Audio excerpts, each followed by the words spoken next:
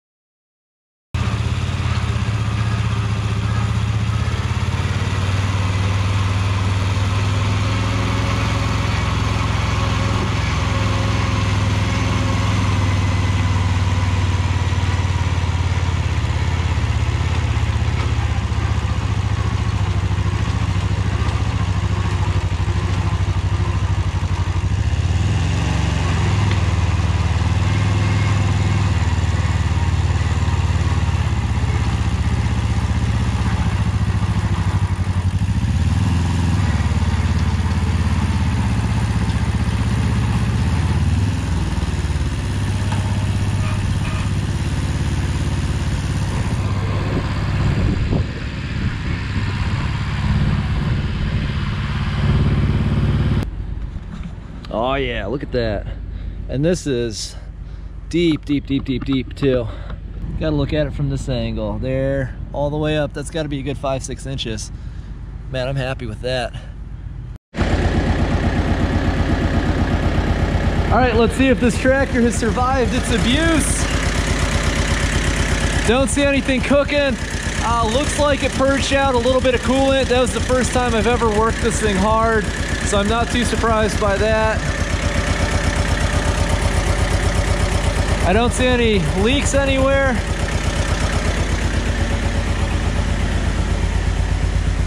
Hydraulics are holding. It is slowly letting the tiller down over time, but that's kind of to be expected.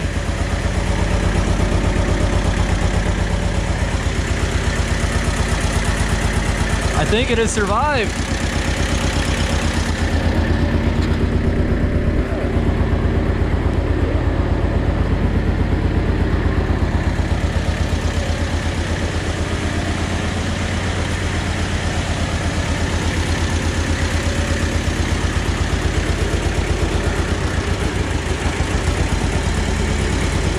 That is one thing though, the oil pressure's dropped to like 25 or so, so we can conclude it got definitely up to operating temperature. Transmission rear end are barely above ambient temperature. And the hydraulic pump is totally cool. Wow, how about that? It took it like a champ.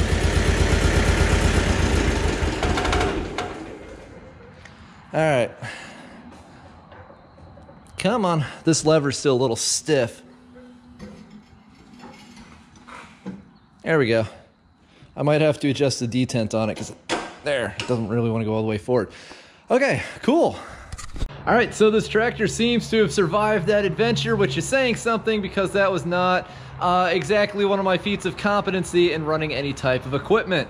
Had a little bit of a learning curve to get going with. I have not operated a tractor mounted tiller in 11 years, at least 12 years at most, something like that. So I was a little out of practice.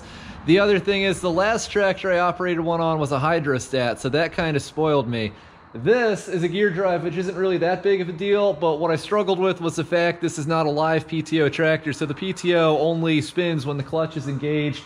So I kind of got around that by figuring out that what I need to do is start this thing off in neutral, get the tiller spinning, then set the tiller down into the ground and let it chug its way like down to its working depth. Then you put the tractor, then you press the clutch, then you put the tractor in gear, then you let it out again, then you start moving. Otherwise, it's just it's too much work. Let me adjust this here a little bit. Otherwise, it's way too much work for the tractor to set this down into the ground, get over that initial shock, and start moving. It can only do one of these things at a time. Also, goodness, man, this is a 17 horsepower machine, approximately, I believe, and this is a 55, 56-inch tiller. So I'm amazed that it ran it at all. I did not think to set this thing to a partial depth. In hindsight, what would have been best is if I did this in shallow steps. That was pretty hard packed ground, hasn't been tilled in like at least a year. So it was fairly tough stuff, and what I should have done is made use of this adjustment here. You can see this is all the way up, so that tiller sets all the way down on the ground. And I should have set this to, I don't know, somewhere in between there, and done all of that in one, well, not one, in probably 2, maybe even 3 steps. That would have been easiest on the machine. That's what I'll plan to do in the future the first time I till that garden in a year, or any garden with it, because I feel like that would have made life a lot easier on this poor little tractor, because I was kind of raping the thing, expecting it to do full width, full depth in a single pass. But by the time I realized this, I'd already gotten going with this. It was almost dark.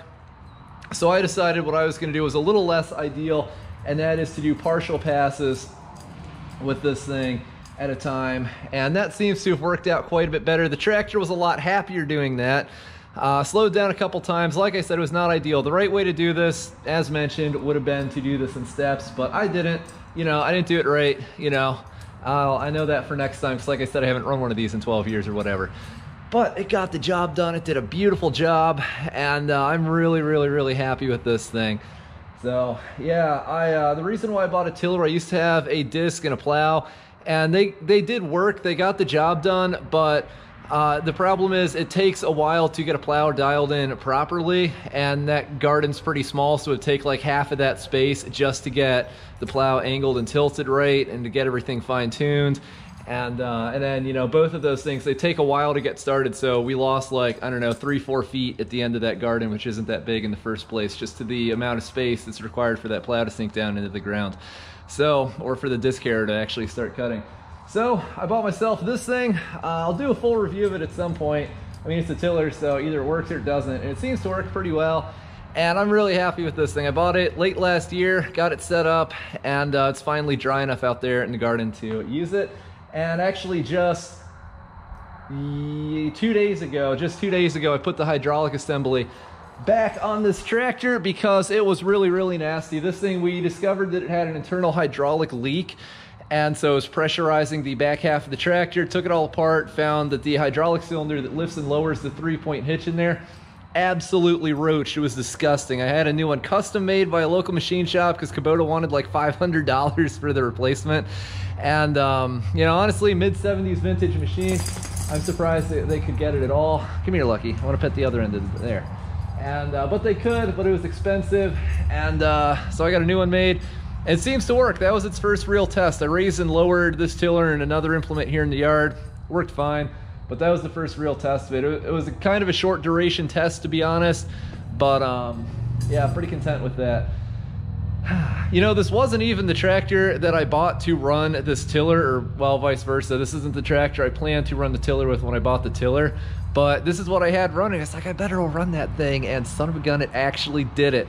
So long story short, terrible idea, bad execution of it as well on my part, doing it at full depth, by the way, but I was able to ease it up a little bit by taking half width passes of the tiller, more or less, and it worked. So really happy with that. Got to try out the tiller, and this thing, man, it was smoking bad at first. That smoke pretty much disappeared, by the way.